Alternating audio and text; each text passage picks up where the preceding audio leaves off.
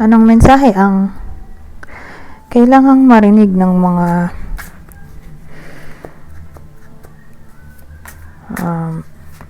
Capricorn sa period na to?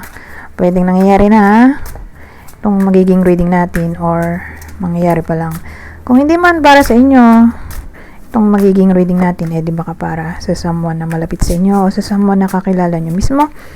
Baka may lumabas na gender, mamaya gawin nyo na lang energy. Masculine at feminine energy, pwede rin naman na wag nyo nang pansinin. Ang gender, hindi ko masasabi kung anong magiging reading, kung positive pa o negative. Depende sa kung anong mapipick up kong energy.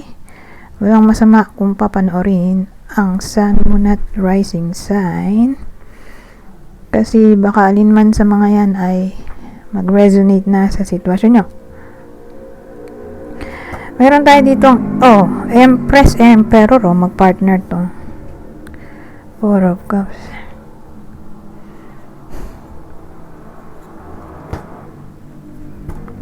Gagawin ko kung tao na tong mga to. Mag-partner sila. Iisa na lang yan.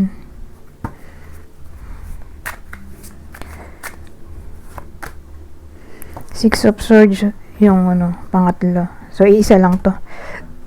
1, 2, 3. So, pwedeng magdugtong yung kwento, pwede rin hindi. Ay, ang layo pala. Ano ba itong Emperor, Empress? Bali yung bida natin ay tawag dito mag-asawa. Mag-asawa, whether kasal o hindi, basta mag-asawa. Mga 60. Kunin nyo lang yung clue na sa tingin nyo fit sa sitwasyon nyo. Kasi kung hindi tumatama yung self-made clue ko sa inyo, di baka tumama sa someone na malapit sa inyo. So, malalaman nyo kung para sa inyo ba yung reading or hindi, or sa kakilala nyo. Base dun sa self-made clues ko. So, ulitin ko, mag-asawa regardless kung kasal o hindi. Senior, mga 60 pataas. Malaki chance may mga anak na tong mga to.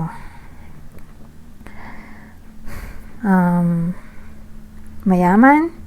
Kung hindi mayaman, may business. Kung walang business, edi may trabaho. Or baka mga boss ng iba sa inyo. So, again, case to case basis. Kunin nyo lang yung clue na sa tingin nyo fit sa sitwasyon nyo or dun sa kakilala nyo nga. Anong meron sa mga to? May mag-asawa nga. Kasi may mag-partner.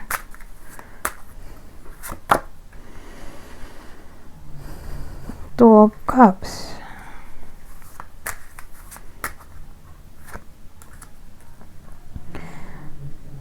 Ay, sagabal yung ilaw.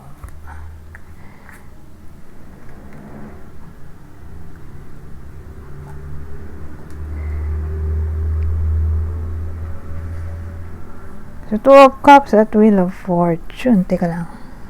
Dagdag pa tayo para ibang detalye. Or wag na. Maganda naman. Two of Cups, Wheel of Fortune.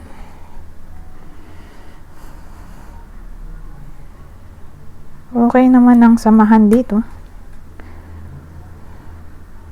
Kasi nandito yung Two of Cups. Meaning, ang meaning ay unity. Wheel of Fortune ay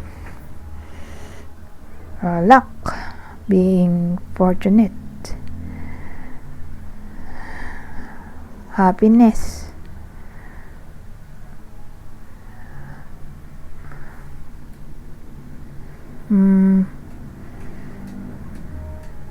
Ano pa, naubos ng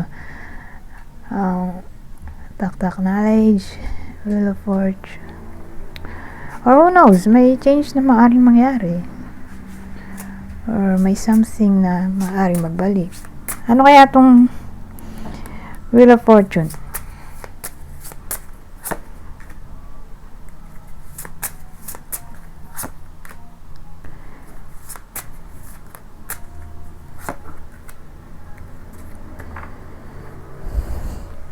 Mhm. So, meron tayo dito, birds. Birds, ito, child, at ang core, ano yung Wheel of Fortune?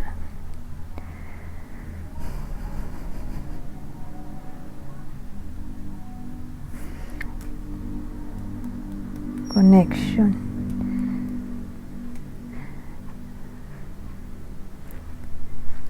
Maraming pwedeng case. Sabihin natin, hindi pa sila kasal, di baka mapag-usapan ng tungkol sa marriage. Or kung wala na talagang bala kasi senior na. Let's say senior.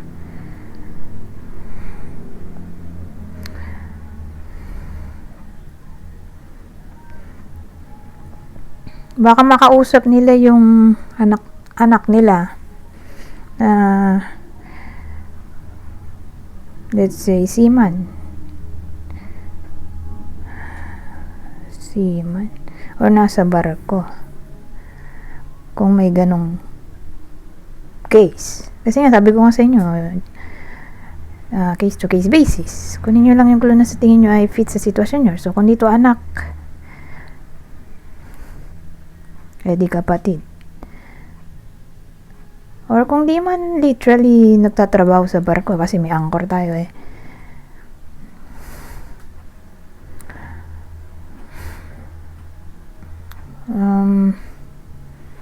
so kung di nagtatrabaho sa barko, baka sila yung ikakasal, yung anak or someone na malapit sa inyo na ikakasal at imbitado yung iba sa inyo sa kasal nila. Pwede rin ganon kasi may tayo gossip communication.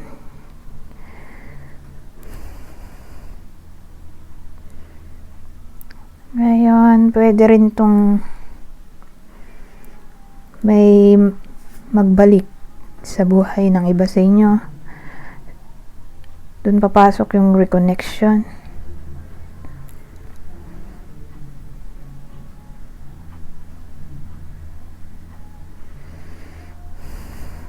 At yung tao ay probably mas bata sa iba sa inyo or moreno. Pero tingin ko babae to kasi may lalaki naman. Babae siguro. Babae na morena o babaeng may trabaho o babaeng kasal na. So siya yung maaaring magbalik sa buhay ng iba sa inyo in a way na mag-reconnect kasi matagal na hindi nag-usap. So all of a sudden biglang magme-message or tatawag.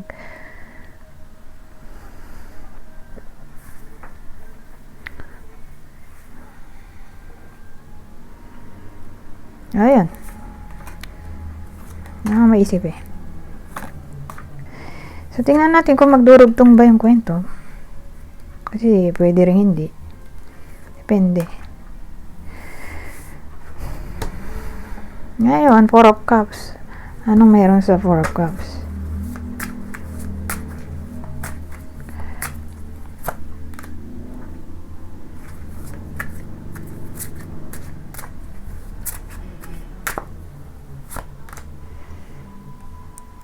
Excuse me.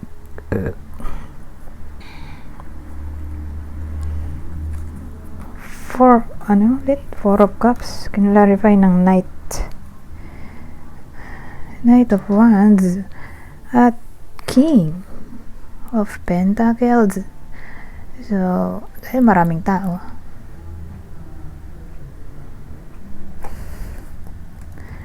May 4 of Cups.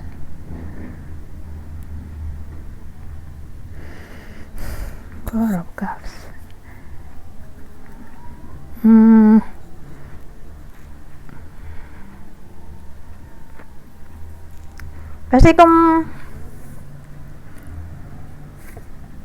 may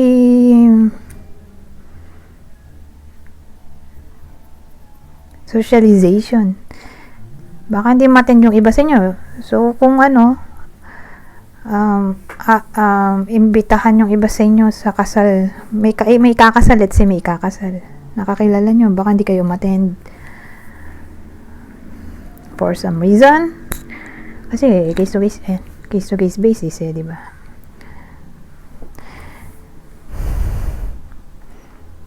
Ngayon, kung walang kinalaman to sa socialization,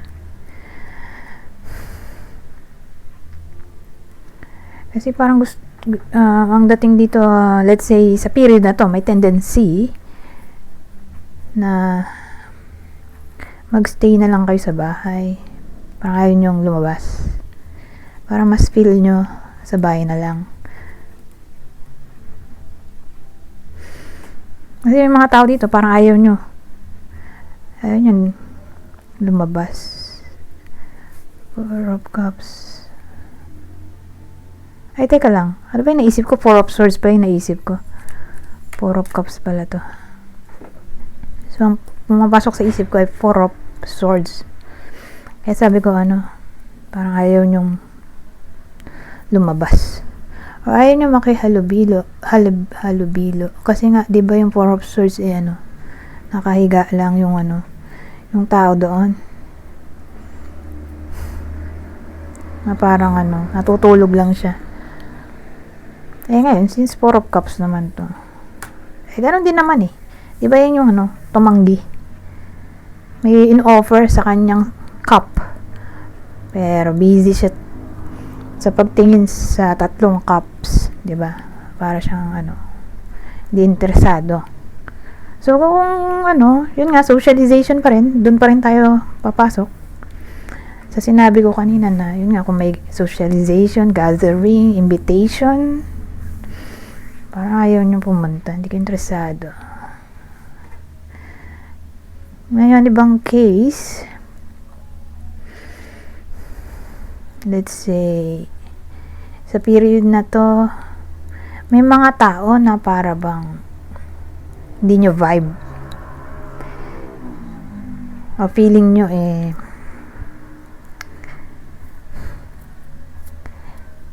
tawag dito, ayaw sa inyo. Hindi ko nga lang masabi kung sino kayo dito. Empress ba? Emperor? Pero ganun Either kayo yung hindi interesado sa iba, or feeling nyo may mga taong hindi interesado makasama kayo.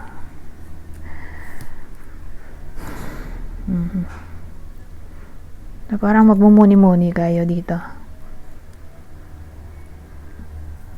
Sa Four of Cups.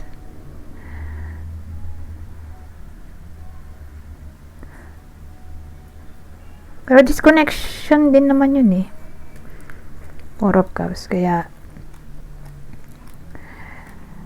pwede pa rin talaga yung sinabi ko kanina na parang gusto nyo lang sa bahay. Parang gusto nyo i-disconnect ang sarili sa labas ng mundo. Labas ng bahay nyo. Gusto nyo lang magstay sa loob ng bahay nyo. Gusto nyo ma-disconnect sa ibang tao. Ganun dating dito. So, ganun din doon sa sinabi ko kanina, di ba? Isa lang.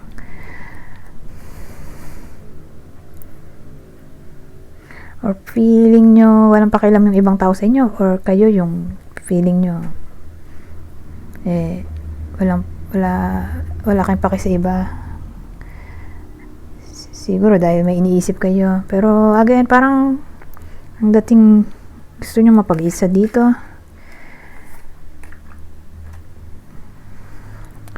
Sa part na to.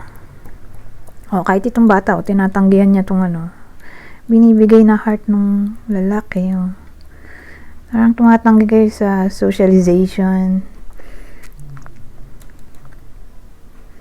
sa invitation, connection. Ganun dati.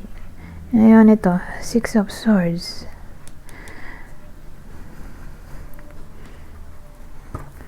Kakaiba naman sila, Parang nagdugtong lang sa part na kung sakaling may invitation. Parang ayaw nyong puntahan. Pero tingnan natin, ano to? Six of Swords. Pero again, overall, wala siyang literal na direction. As in, random yung message. Six of Swords. Ano to? Six of Swords. Four of Wands.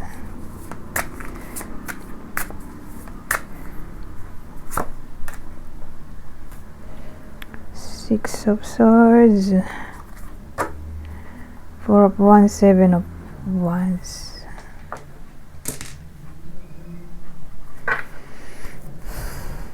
Teka lang, ayusin ko lang yung deck ko. Tinabi ko na kasi nasa dulo na tayo para hindi masikip. Four of Wands, Seven of Wands. So, ang dating sa akin,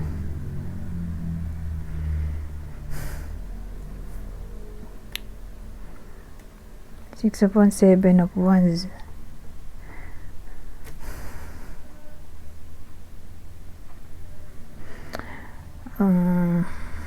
Walang maisip. Seven of Wands.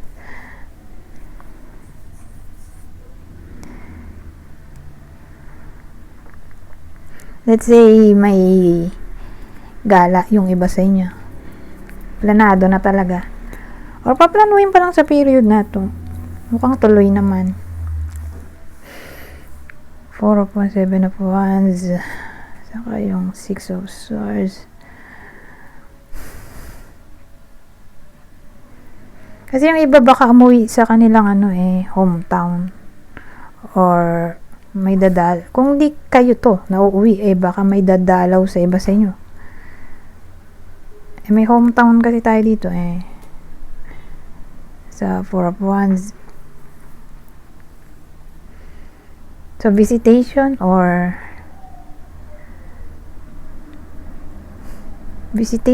traveling ay posible. Pero tuloy to. Although may problem, diba, sa ngayon? Dahil sa crisis sa gasolina. Ewan ko paano magiging posible to. Pero, ayun nga. May visitation traveling na maaaring mangyari. Whether kayo mismo to or may someone na pupunta sa inyo. So, kayo yung bibisita sa iba or may bibisita sa inyo na iba. Whether kayo yung bibisita sa iba or may iba na bibisita sa inyo. Pero tuloy nga, nandito itong Seven of Wands. Bang sure na sure. Ano pa ba? Wala nang maisip na combination. Six of Swords.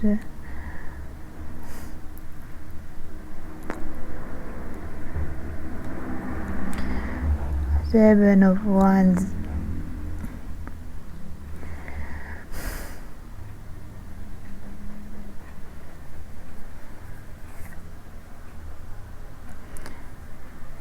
Ngayon, ibang case, let's say may mag-away. So at first, may defensive. Pero in the end, makakabati rin. Pwede rin ganoon. Kasi moving on na to. Ito yung harmony, reconciliation.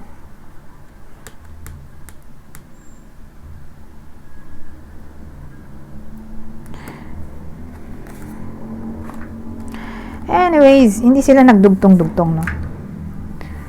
Sabi ko nga sa inyo, may times na hindi. Pero madalas nagdurugtong. Pero sa case ngayon, hindi.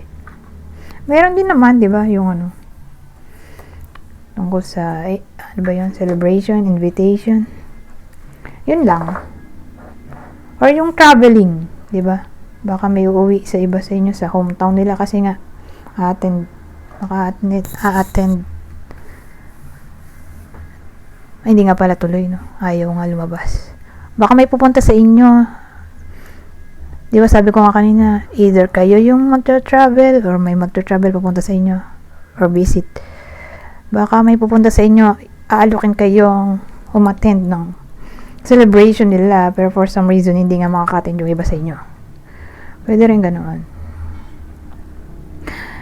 Anyways, dito naman tayo. Ano pang masasabi nito?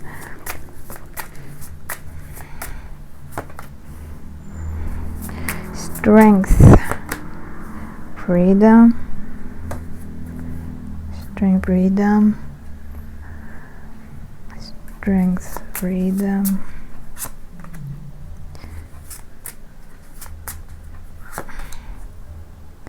Ay, ito maganda, oh. Maganda yung combination sa topic ng career or relationship, in a way na kahit may presence ng freedom, mananatiling strong. Strong, di ibig sabihin, kung may layoff, let's say lang may mga company mag-layoff, hindi kayo madadamay. Ngayon, ibang case ay walang resignation, termination, suspension dito kung career. Kung relationship, di sila pa rin. Buo pa rin yung relasyon. Okay? Walang hiwalayan. Siguro mag-aaway, pero wala ngang hiwalayan. Sila pa rin. Or kung maghiwalay man, saglitan lang. Tapos makakabatiin na rin agad. Ngayon, dito naman tayo.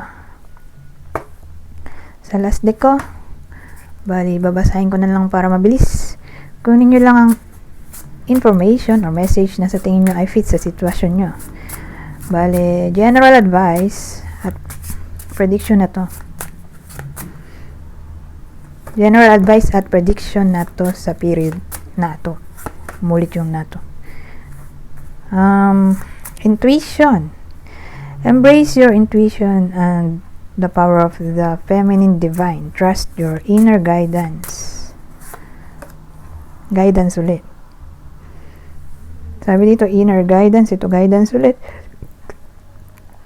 Seek guidance from within. The answers you seek are in the cards. At ang huli, compassion. Companion. Compassion naman naisip. Companion. Listen to your inner voice. Your spirit guide is there to assist you. Anyways, hanggang dito na lang. Goodbye. For now.